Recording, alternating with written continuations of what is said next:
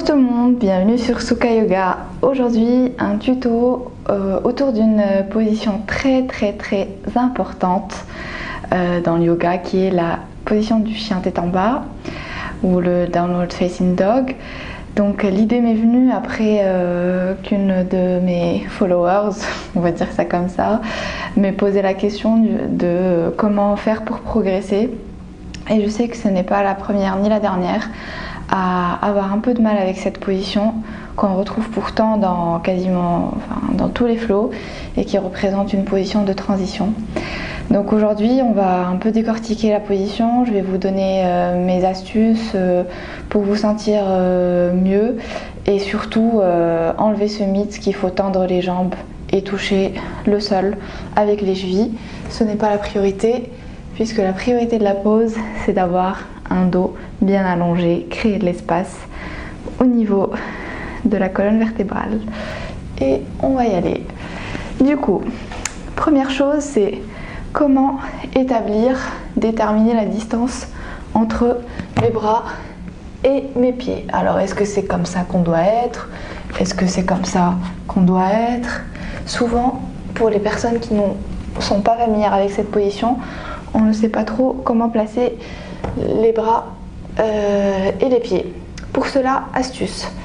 Première solution, soit on va partir de la planche, donc la planche c'est déjà moins compliqué on va dire.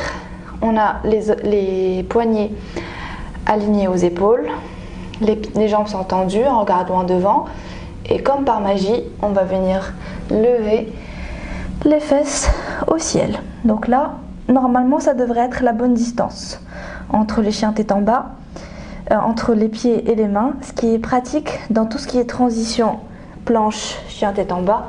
On garde à peu près la même distance, on a juste de quelques centimètres, mais au moins on est bon. Deuxième moyen de le savoir, moins dynamique, on est en child pose. Child pose, pour les personnes qui ne connaissent pas, fesses sur les talons, bras loin devant, front au sol. Donc j'allonge bien mes bras et puis de là, je viens pousser mes fesses au sol. Et normalement, j'ai la bonne distance entre mes pieds et mes mains. Voilà, donc ça, c'est première étape. Ensuite, donc une fois que j'ai trouvé ça, qu'est-ce qui va se passer? Normalement, si vous n'êtes pas habitué, ça va être un peu bizarre. Donc la première chose à faire, c'est de plier les jambes. Pourquoi? Parce qu'en pliant les jambes, je vais pouvoir me concentrer sur le haut de mon corps. Donc ici, qu'est-ce qui va se passer? C'est que je vais d'abord, chose importante, veiller à bien appuyer dans toute la surface de la main. Donc pas seulement le côté du poignet, mais vraiment pouce, index, le bas des ongles, enfin en dessous des ongles et tout ça. Donc bien appuyer dans toute la surface de la main. Rappelez-vous en pliant premièrement les jambes pour essayer de ramener mes épaules vers l'arrière. Donc j'imagine que je veux agrandir mon tapis et pour cela j'imagine aussi que je veux toucher mes cuisses avec mon ventre. Ok, donc on reste là. Si ça tire trop dans les poignets, c'est normal. Dans la vie de tous les jours, on n'est pas habitué à travailler les poignets. Si on les travaille, mais de manière pas très saine, en chattant sur le téléphone, en utilisant le clavier. Donc là, ce qu'on fait, c'est vraiment un travail bénéfique pour les poignets. Ça viendra au fur et à mesure. Si au bout de la première séance ça ne va pas, il y a une astuce ou une solution. On se met sur les avant-bras et on garde le même principe que tout à l'heure, c'est-à-dire que les fesses vers le ciel et que mon ventre est bien rentré et que je pousse mes épaules vers l'arrière.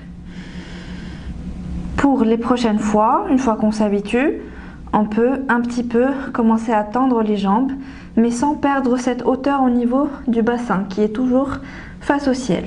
Sinon, pour les autres personnes qui sont plus ou moins à l'aise sur les poignets, donc on est là, on a une autre astuce qui permet de faciliter un peu le travail et la stabilité au niveau des avant-bras.